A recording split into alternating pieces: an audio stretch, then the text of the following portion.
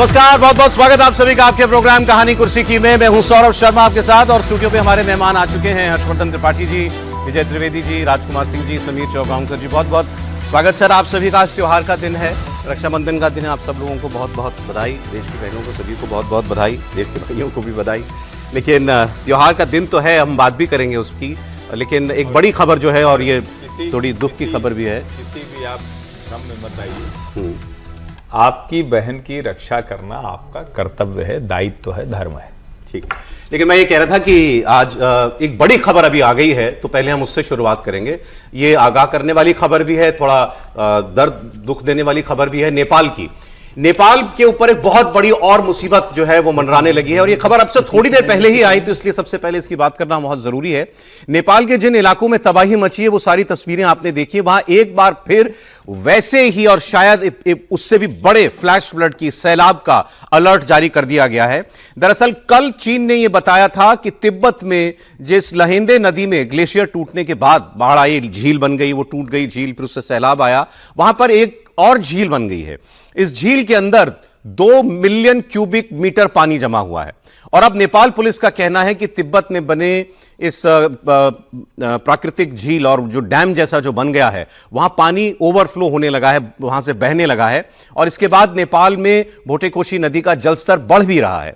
नदी के आसपास के इलाकों के लिए अलर्ट जारी कर दिया गया है। निचले इलाकों को पूरी तरीके से खाली करने के लिए कहा गया है। नेपाल में अभी तक आपको बता दें, इस सैलाब की वजह से 469 मौतों की पुष्टि हो चुकी है।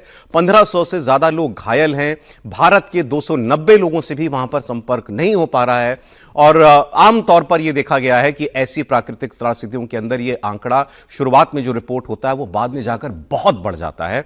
इसकी तुलना पहले ही केदारनाथ की त्रासदी से की जा रही थी। तो नेपाल के अंदर 48 घंटों के बीच दूसरी बार यह अलर्ट जारी हुआ है और चीन ने, जैसे पहले कहा जा रहा था कि चीन ने वक्त पर अलर्ट नहीं किया, इस बार चीन ने कल रात को ही यह बता दिया था कि एक झील बन गई है और उससे पानी निकलना भी शुरू हो गया है और वो पानी पहुंचना भी नीचे डाउन द रिवर पहुंचना शुरू हो गया है। हम आपको सीधे नेपाल के उसी इलाके पे लेके चलते हैं जहां पर यह सबसे ज्यादा इसका नुकसान हुआ इस वजह से। मनीष प्रसाद हमारे संवाददाता वहां पर, जो दुनिया भर से पहले रिपोर्टर्स पहुंचे, मीडियाकर्मी पहुंचे, उनमें से एक हैं। मनीष के पास आपको लेके चलेंगे। मनीष जब वहां से आज रिपोर्ट कर रहे थे तभी उनको भी यह बताया गया कि यहां पर एक बार फिर से पानी पहुंचने का अलर्ट जारी कर दिया गया है और उनको भी वहां के जो सुरक्षा कर्मी थे वो कह रहे थे कि आप भी सुरक्षित रहिए। तो मनीष एक बार बता दीजिए, अभी वहां पर जो है किस किस्म का अलर्ट है, क्या बताया गया है? ये झील जो बनी है एक बार फिर तिब्बत में, इसके बारे में क्या जानकारियां हैं? सौरभ, ये लगातार अनाउंसमेंट भी की जा रही है और ऑफिशियल जानकारी नेपाल पुलिस के द्वारा बताया गया है कि यहां पर एक बार फिर से पानी का बहाव और साथ में मलबा आने की संभावनाएं हैं।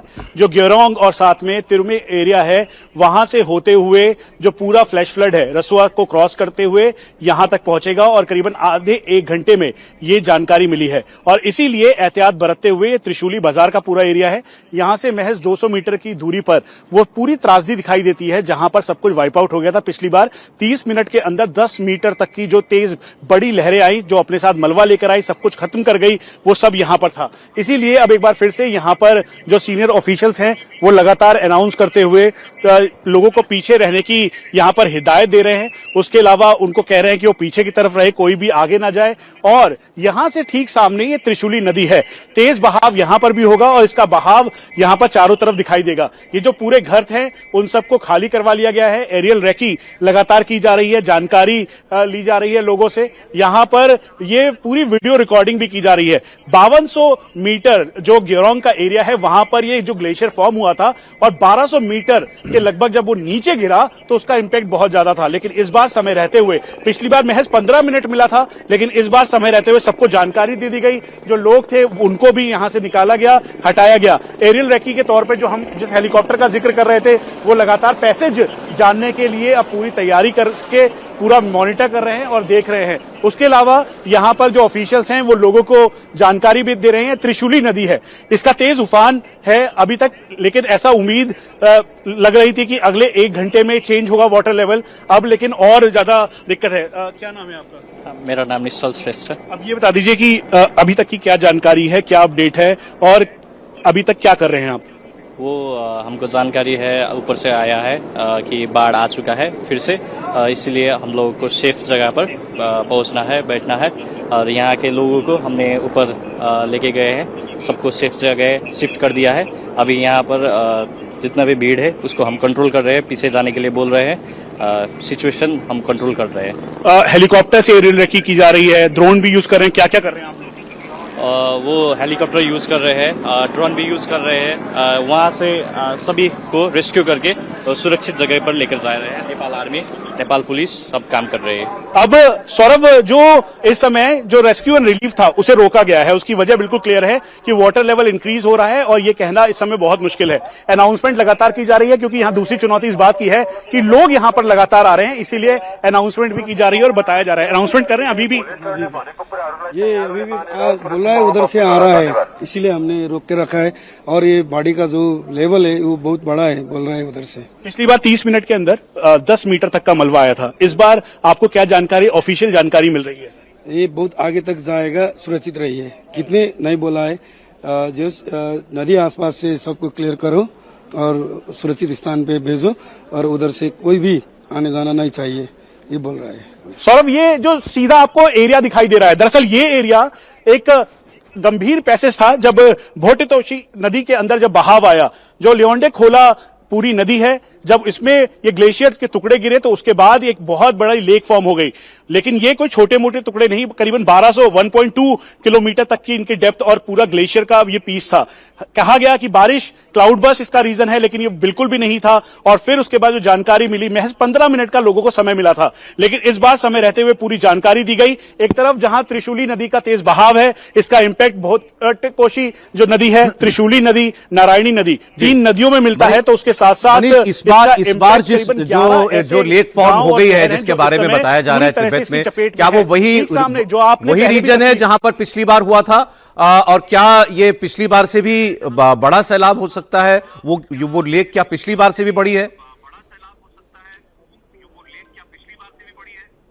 सौरभ, ये जो ऑफिशियल जानकारी है उसके मुताबिक अब से कुछ देर पहले नेपाल पुलिस ने इस बात को कहा कि जो वाटर लेवल है वो इंक्रीज होगा, साथ में तेज उफान आएगा, रसुआ को पानी को क्रॉस कर रहा है। और ये जो पैसेज है ये बिल्कुल क्लियर सेम पैसेज है, तिमुरे एरिया, जो जिसे आप गेटवे ऑफ नेपाल कह लीजिए, नेपाल और चीन का वो बॉर्डर है। और इसी एरिया से होते हुए तेज बहाव, जैसे ही ये लियोंडे खोला जो पूरी नदी है उसमें तेज उफान आया, वो तिब्बत में है, उसे आते हुए भोटकोशी जो नदी है उसके अंदर वो टकराया, फिर उसके बाद त्रिशूली नदी और फिर उसके बाद नारायणी नदी। ये पूरा वही पैसेज है। अब जो आपने सवाल पूछा, उदाहरण के तौर पे मैं आपको सिर्फ एक तस्वीर दिखाता हूं जिससे आपको आइडिया लगेगा कि ये करीबन 30 से 40 मीटर तक का पूरा नदी का पैसेज था पहले, लेकिन नदी के साथ आया हुआ जो मलबा है अपने साथ सब कुछ बहा गया। जो लोगों के खेत थे, घर थे मुहाने पे, उसके अलावा जो यहां पर पूरा का पूरा वाटर लेवल था वो करीबन 10 मीटर पूरा नीचे चला गया और जो अपने साथ सब कुछ बहाते हुए मलबे में तब्दील कर दिया। ये पूरा सेम पैसेज है जो पिछली बार आया था, जैसे आया जब तिब्बत से पानी छोड़ा गया था। वही है। क्या क्या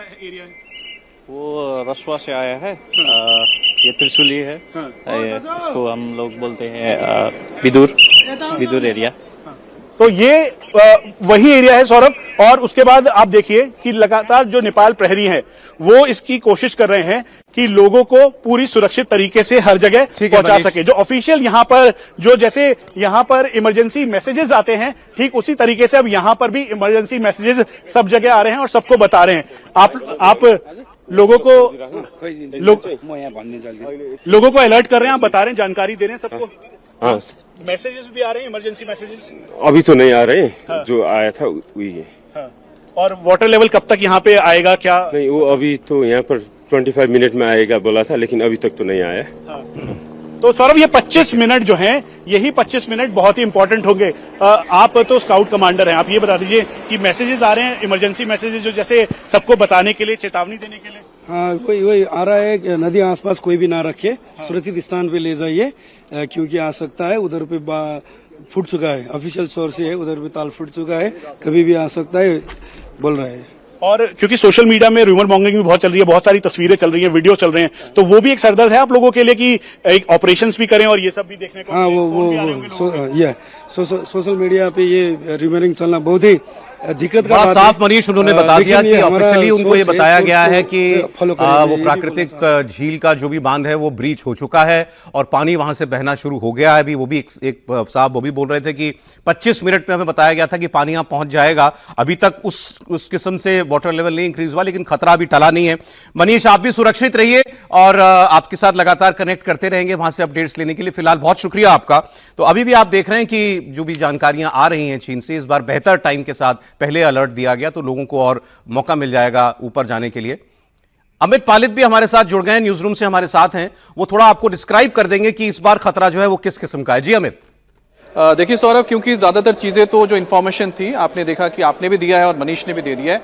मैं दर्शकों को और ये बताना चाहूंगा कि मैप के जरिए आप समझ सकते हैं कि कहां पर पहले 26 तारीख को फ्लड आया था, फ्लैश फ्लड आया था, और उसके बाद जो खतरा है वो इस वक्त कहां से पैदा हुआ है और किस तरह से आगे इंपैक्ट कर सकता है। तो मैप में सबसे पहले अब आपको दिखा रहे हैं कि ये नेपाल है और ये भारत का हिस्सा, यहाँ पर बिहार है और ये उत्तर प्रदेश है। और जिस जगह पर इस वक्त खतरा बना हुआ है वो है जहां पर मैंने ये गोला लगाया है, नेपाल में। अब इसको हम जरा और करीब जाके देखेंगे। ये फ्रेंडशिप ब्रिज है। 26 तारीख को फ्रेंडशिप ब्रिज पर ही सबसे पहले हिट किया था जब सुनामी आई थी, हिमालयन सुनामी, जो फ्लैश फ्लड आया था। आप ये देख पा रहे होंगे, ये देखिए, यही वो फ्रेंडशिप ब्रिज है और ये वो कॉम्प्लेक्स है। करीब इसकी जो ऊंचाई है, आप सोचिए कि 5 मंजिला से 6 मंजिला इमारत थी और इसके पास यहाँ पर रहने की व्यवस्था थी, होटल जैसा था। और ठीक इसके साथ जो यहाँ पर आपको ये एक नदी नजर आ रही है, यही है लिंधे खोला नदी। और जो स्ट्राइक हुआ था वो ठीक इसी तरफ से आया था, यानी कि यहाँ से आके इस पोस्ट को पूरी तरह से तबाह कर दिया गया था। उसके बाद फिर ये यहाँ से टर्न हो जाता है। टर्न होने के बाद यहाँ जो फ्रेंडशिप ब्रिज है ये पूरा टूट गया और फिर आगे जाके ये जो नदी आपको नजर आ रही है, क्योंकि रसुआ डिस्ट्रिक्ट यहाँ से शुरुआत हो जाती है बॉर्डर से, और ये है भोटे-कोशी रिवर। ये भोटे-कोशी से फिर आगे की ओर ये बाढ़ निकल गया। अब इस वक्त जो बताया जा रहा है, जो खतरा पैदा हुआ है, जो एक आर्टिफिशियल लेक तैयार हो गया है, वो कहां पर है वो आपको बताते हैं। क्योंकि ये नदी जो है लिंधे खोला, एक बार फिर से यही खतरा बनी है। और लिंधे खोला नदी आप देख रहे हैं कि ये जो लाइन आपको मैं दिखा रहा हूं, ये लिंधे खोला नदी है। लेकिन यहां पर आखिरकार कैसे ग्लेशियर टूटा, अब आप देख रहे हैं कि ये वो जगह है जो फ्रेंडशिप ब्रिज का इलाका है।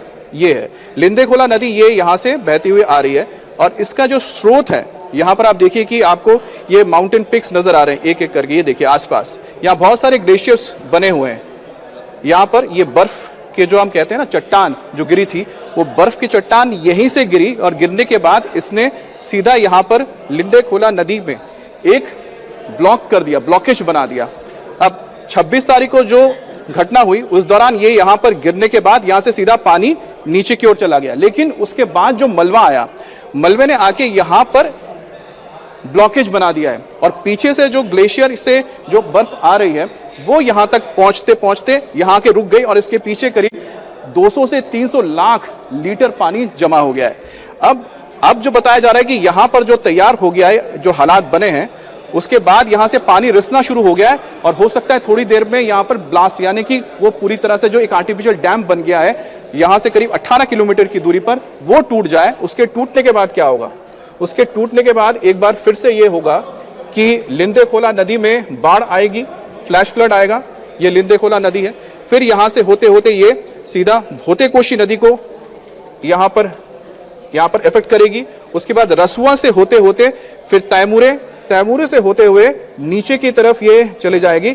और सबसे इंपॉर्टेंट, इस वक्त मनीष से आप बात कर रहे थे, तो मनीष इस वक्त जिस जगह पे है वो जगह भी मैं आपको दिखाऊंगा। ये देखिए, यहां पर आने के बाद यही भक्तकोशी नदी त्रिशूला नदी बन जाती है। त्रिशूला नदी बनने के बाद जैसे ही आगे की ओर जाएगी तो यहां पर सबसे ज्यादा इंपैक्ट आपको नजर आया था जहां पर इस वक्त मनीष मौजूद है।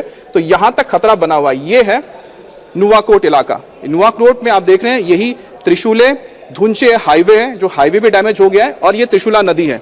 ये त्रिशूला नदी है और त्रिशूला नदी के आसपास ही इस वक्त एहतियात के तौर पर लोगों को यहां से पीछे कर दिया गया है। और यहां जो इंपैक्ट का एरिया था, देखिए इतना बड़ा एरिया पूरा इंपैक्ट हुआ है आसपास। ये जो यहाँ पर आपको मकान नजर आ रहे हैं, ये मकान भी इस वक्त सौरभ पूरी तरह से बेहतर पिक्चर मिली आपने जिस तरीके से डिस्क्राइब किया है इसको एक मैप के ऊपर। बहुत शुक्रिया आपका। मैं तो जब अभी ये दोनों से बात कर रहा हूँ और मनीष ने जिस तरीके से वहाँ बताया लोगों को अलर्ट किया जा रहा है और अमित ने उसकी ज्योग्राफी पर डिस्क्राइब किया है, कहां कितना ऊपर पानी फंसा हुआ है, झील बनी हुई है, और इंपैक्ट कितना नीचे महसूस हुआ है। ये सोचिए, अगर ये थोड़ा बहुत भी सोर्स के आसपास कोई आबादी होती तो वहां क्या होता जब इतना नीचे डाउन द रिवर इतनी तबाही मची है। सर, कल भी हम लोग इस पर चर्चा कर रहे थे सर कि जब ये इस तरह की जब प्राकृतिक आपदा होती है और ग्लेशियर जब टूटता है तो उसमें कुछ आपके पास नहीं रहता, केवल ये कि यदि आपको थोड़ी सी प्रायर इन्फॉर्मेशन मिल जाए तो रेस्क्यू कितना कर सकते हैं, लोगों को कितना, खाली इवैक्यूएशन कितना करवा सकते हैं।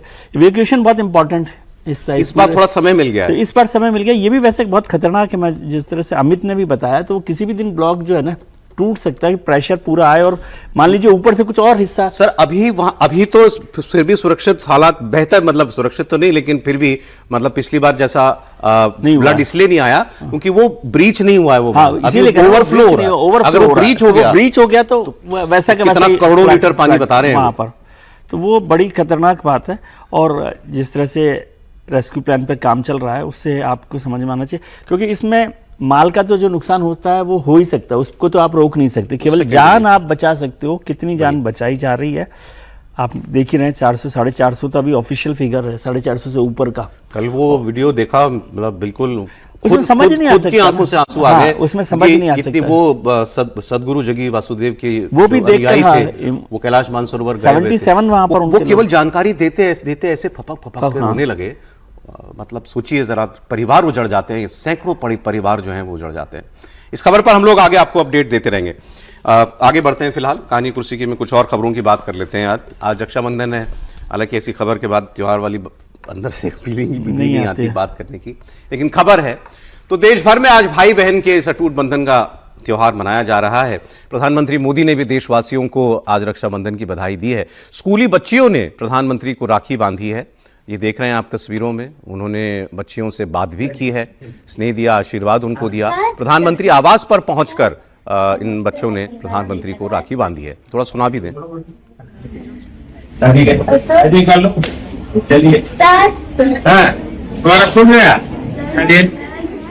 सा करते हैं? अच्छा ये करना है, ऐसे करना है। बच्चे आपका बचपन का सपना आप लोगों को मिलने का हुआ। सर चलिए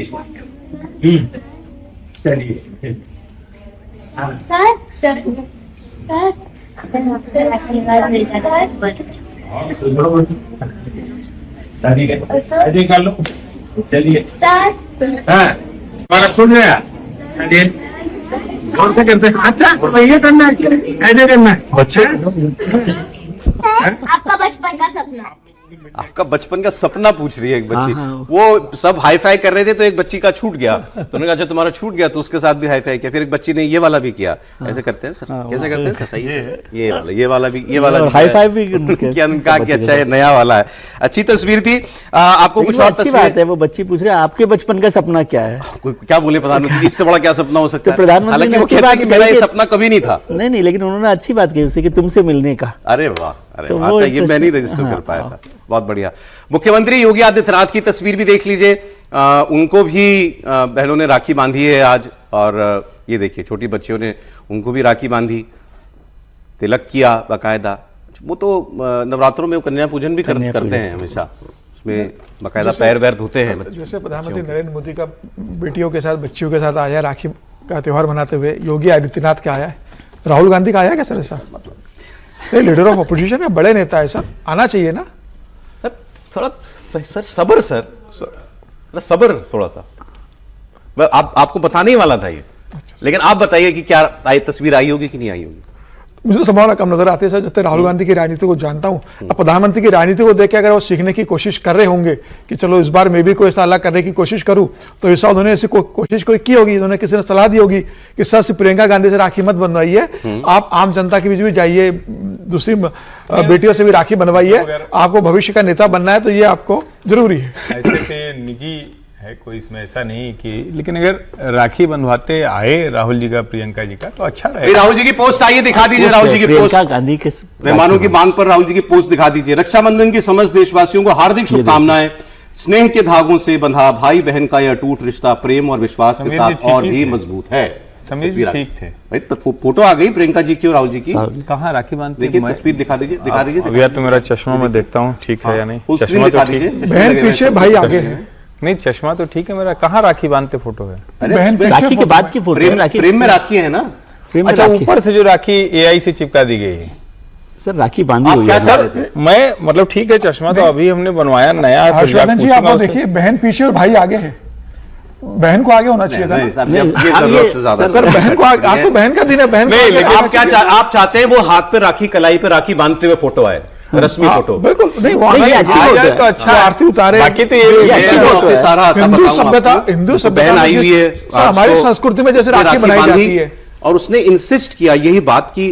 मैंने कहा मैं लेट हो रहा था ऑफिस के लिए, मैंने कहा बांधो, फिर आप शाम को आऊंगा तो मिलेंगे आराम से। फोटो तो कहा नहीं, तो ये वाली फोटो तो हो जाए। हाँ फोटो तो हो जाए, होती ही है। सर टीका लगाते हैं, किया चावल लगा के टीका लगाते हैं। क्या राहुल गांधी ने टीका लगाया? संस्कृति में रक्षाबंधन कैसे बनता है? क्या राहुल ने भारतीय संस्कृति में जैसे रक्षाबंधन बनता है वैसे मनाया? कुछ तो उनको निजी अनुमति दे दीजिए ना, बनाई होगी राखी। हम- अच्छा लेकिन ये बताइए, आप उनकी सार्वजनिक अभिव्यक्ति बनाने की के लिए। स्वतंत्रता का हनन क्यों कर रहे हैं? वो तो सिर्फ ये बता रहे हैं कि रक्षाबंधन कैसे मनाया जैसे जाता है। बनता है वैसे उन्होंने मनाया होगा क्या? मैं जानना चाह रहा हूं। गजब बात ये हुई इस पर बात करते हैं सर आगे, ठीक। लेकिन गजब बात ये हुई कि एक ऐसे व्यक्ति ने ये सवाल उठाया, ये जैसे हर राखी पे उठता है सवाल, और मुझे याद नहीं है लेकिन शायद एक आध बार राखी की तस्वीरें उन्होंने पोस्ट भी की हैं। बचपन की राखी की तस्वीरें भी राहुल जी और प्रियंका जी की एक आध बार जारी की गई हैं। हाल फिलहाल में वो कलाई पे राखी बांधते हुए शायद नहीं आई हो, मुझे नहीं मालूम। लेकिन बीजेपी इस बात को, और बीजेपी से जुड़े लोग जो हैं या हिंदूवादी संगठनों से जो लोग जुड़े हुए हैं, वो इस बात को अक्सर उठाते रहते हैं हर रक्षाबंधन पर कि क्यों नहीं राखी बांधते राहुल गांधी, प्रियंका जी राखी बांधते हुए क्यों जो है वो कोई फोटो वगैरह नहीं आती है कभी। इस बार ये शंकराचार्य अभिमुक्तेश्वरानंद सरस्वती जी ने पूछ लिया। बोला आप उम्मीद नहीं करें जिस आदमी से, मैं इसीलिए आपको ये दिखा रहा हूं, अदरवाइज कोई इसकी बात नहीं। लेकिन उनका ये राहुल गांधी ने सवाल पूछना कि क्यों नहीं राखी राखी बीजेपी वाले, अच्छा उन्होंने सहारा लिया कि बीजेपी वाले पूछते हैं कि राखी पे फोटो क्यों नहीं आती उनकी, लेकिन उनको क्यों कहना पड़ रहा है भाई? और वो साथ में ये भी कह रहे हैं कि आप राहुल गांधी हमेशा हिंदू धर्म के धर्म ग्रंथों का अपमान करते हैं और माफी मांगिए आप, और आइंदा से अगर आप ऐसा करेंगे, ऐसा नहीं करेंगे ये कहिए, और अगर आप माफी नहीं मांगेंगे तो हम आपके खिलाफ आंदोलन करेंगे। मतलब बिल्कुल कहानी बदल गई है, सीन ही बदल गया है। वो व्यक्ति जो लगातार नरेंद्र मोदी, योगी आदित्यनाथ, आरएसएस तक पर उन्होंने टीका टिप्पणियां की, योगी जी के लिए तो क्या क्या नहीं बोला इन्होंने, अब वो राहुल गांधी से ये सवाल पूछ रहे। सुना दीजिए जरा शंकराचार्य जी की बात। का ही नहीं है वो हमारे धर्म की बात क्या जाने। बोलो, जो राहुल गांधी कितने दिन से मांग कर रहे हैं, भाजपाई बार बार मांग करते हैं, रक्षाबंधन का त्योहार आता है, कभी तो अपनी बहन से कलाई में राखी बंधवाते, उसकी रक्षा का वचन देके दिखाई दो। आज तक दिखाई दिया? ये क्या चाहने की क्या रक्षा होती है? स्वतंत्र कर दो, स्वतंत्र कर दो। कैसे स्वतंत्र कर दें? अभी अभी बच्चा पैदा हुई, कोई पिता कैसे उसको स्वतंत्र कर सकता? वो बार बार हमारे धर्म ग्रंथ का अपमान कर रहे हैं, ये बिल्कुल गलत बात है। अगर ऐसा वो करते रहेंगे और इस तरह इसके लिए क्षमा याचना नहीं करेंगे तो हम लोग इसमें मुहिम चलाएंगे कि कांग्रेस पार्टी का हिंदू बहिष्कार करे, कदापि वोट ना दे।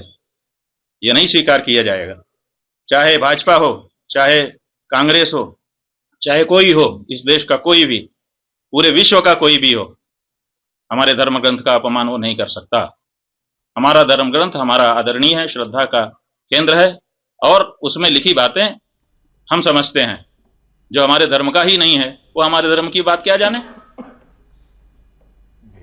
सुना आपने क्या कहा उन्होंने? जो हमारे धर्म के ही नहीं है वो हमारे धर्म को क्या जाने, और वो हमारे धर्म पर क्यों टिप्पणी कर रहा है।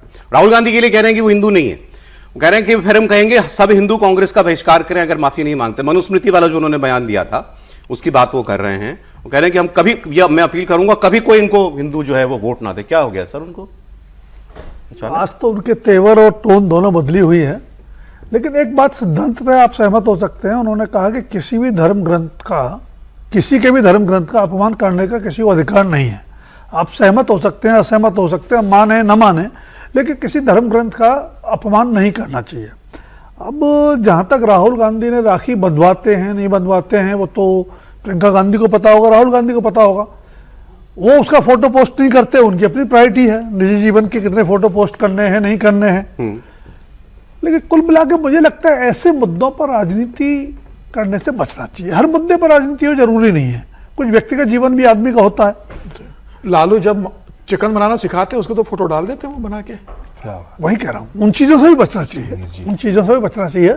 लेकिन हाँ, राहुल गांधी को थोड़ा सा ज्यादा संवेदनशील तरीके से व्यवहार करना चाहिए धार्मिक मान्यताओं, परंपराओं। सर शंकराचार्य जी की बात पर, राखी के विवाद पर, तो इसमें राखी पर क्या विवाद है मुझे नहीं पता। शंकराचार्य जी की इस बात से सहमत हूँ कि धर्म ग्रंथ जो भी हैं उनको अपमान के तरीके से बात नहीं करनी चाहिए।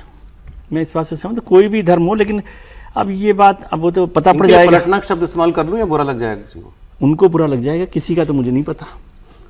ये पलटने जैसा ही है। अब ये तो वो जाने पलटना क्या, जब वो सवाल नहीं सुना नहीं, इसको यूं भी कह सकते हैं राहुल गांधी के लिए, कांग्रेस नहीं, तो इसका मतलब ये कि वो धर्म पर जो जिसके लिए जो खराब लगता है वो उस पर बोल रहे हैं। वो मूल मसला ये, आप पलटना तो तब कहेंगे कि राजनीतिक नजरिए से आप देख रहे हैं, वो पहले योगी जी पर बोलते थे, वो धर्म पर बोल रहे हैं। मैं शुद्ध राजनीतिक नजरिए की बात कर रहा हूँ। राजनीतिक नजरिए से बदलना हो सकता है, क्योंकि ये सबके निजी मसला है, धर्म भी निजी मसला है। राहुल गांधी कैसे फोटो लगाते हैं, कैसे नहीं लगाते हैं, लेकिन इससे मैं सहमत हूं कि भाई धर्म ग्रंथों के अपमान की भाषा आपको इस्तेमाल नहीं करना चाहिए। अभी मुक्तेश्वरानंद जी और उनके गुरु स्वामी स्वरूपानंद सरस्वती जी महाराज जिस तरह से थे, तो वो चूंकि कांग्रेस के पक्ष में, कांग्रेस के साथ हमेशा दिखते रहे इसलिए, लेकिन उनकी पीठ किस वजह से है, उनकी पीठ इस वजह से है, उनकी प्रतिष्ठा इस वजह से है, उनका सम्मान, क्योंकि हिंदू धर्म, अब हिंदू धर्म पर जिस तरह की टिप्पणियां, स्तरहीन टिप्पणियां लगातार राहुल गांधी कर रहे हैं, और मैं तो पहले दिन से कह रहा हूं कि हिंदू को बुरा लगेगा, तो हिंदू धर्म के सबसे बड़े सर्वोच्च पदों पर बैठे लोग जो है, जो भी मठाधीश, शंकराचार्य, पीठाधीश्वर, उनको बुरा क्यों नहीं लगेगा? और ये तो सच है ना कि आप जब जिस चीज को समझते ही नहीं है तो आप भला उसके बारे में कैसे कह रहे हो? एक शब्द उन्होंने कहा कि रक्षा क्यों नहीं करेंगे, और मैं तो कह रहा हूं, एकदम दुरुस्त बात लिखी हुई है मनुस्मृति में, वो बिल्कुल अपने पत्नी की, अपनी बेटी की, अपनी बहन की रक्षा करना ये अधिकार है, ये कर्तव्य है, दायित्व है। अब उसको आपने कह दिया स्वतंत्रता नहीं, कहां स्वतंत्रता नहीं है भाई? आप गलत तरीके से व्याख्या कर रहे हैं। ठीक है, तो